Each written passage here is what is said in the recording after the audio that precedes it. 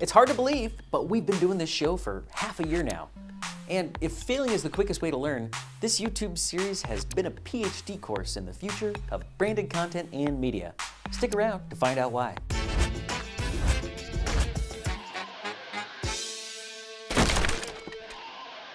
Welcome to Marketing is Broken, the weekly show for marketers that you should subscribe to when we do the cutscene.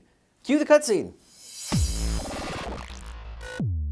If you're a fan of the show, you've probably gotten a hang of the format by now. Each week we cover a story from the marketing industry and then explore some aspect of it in greater detail to reveal insight and add perspective for people just like you. This week, the news is us, and the deeper insight and perspective has to do with why we created the show in the first place. Let's jump right in.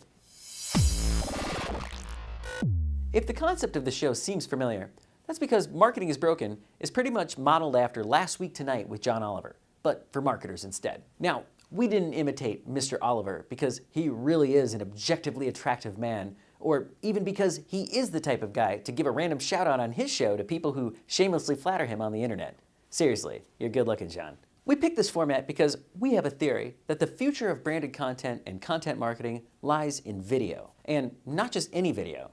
The key to success will be to look and feel as much like TV as possible. The trick is, TV level quality is expensive, and it takes a lot of time and talent to produce. And when you're short on time, budget, and arguably talent, you make a lot of mistakes along the way. So here are 4 lessons we've learned about the future of new media from our first 26 weeks of failing. The first major fail came from trying to achieve the same production value as TV. We were inspired by Wistia's 1, 10, 100 video series where they demonstrated how you could create an excellent ad on $1,000, $10,000, and $100,000. Given that we're bootstrapped, we wanted to see if we could create that $1,000 version of a news show.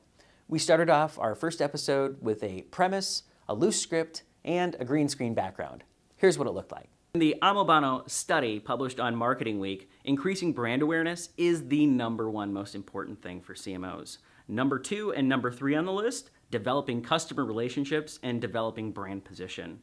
As the weeks went on, we added lights, different camera equipment, a teleprompter, a script, wardrobe, and made a lot of enhancements to the digital background and other effects. We're still trying to figure out how to get the highest production value for the lowest investment, but each week is another opportunity to learn. Number 2, in episode 16, we learned how the amount of time you have to write a script is directly related to the quality of the show. What happens when a classically trained brand marketer picks apart the tactics of one of today's hottest business gurus? In Marketing is Broken number 16, we look at how we marketers can tend to overcomplicate things and why most times simpler can be better. That week, the show was a video response to a critique that marketing columnist and professor Mark Ritson made about entrepreneur Gary Vaynerchuk's thoughts on new media. I failed hard that week because I was running low on time. My thoughts were a little scattered and I didn't support my arguments with credible sources. It honestly wasn't my best work. And what happens next was pretty cringeworthy. Mark Ritson actually watched the video and then shared it with his followers along with one of his trademark witty insults. His fans joined in and I spent the better part of a weekend getting completely and utterly roasted on Twitter. One person even writer shamed me, which I didn't know was a thing. The lesson here? Production value only helps so much, but the real measure of quality for web shows is in the script. Number 3, seriously, organic reach is dead. And for some reason, outreach always feels so dirty to me. Before we started promoting the show, we'd only get a handful of views from our organic efforts. Now, even spending $25 to boost an episode to our target audience has resulted in hundreds, sometimes even thousands of views each week. And our subscriber count is finally showing signs of growth. Last but not least, we're still too scared to take creative risks. When you watch shows like Last Week Tonight, you can't help but say to yourself, where did they come up with this stuff? It's hilarious. And yet, that's probably the hardest part.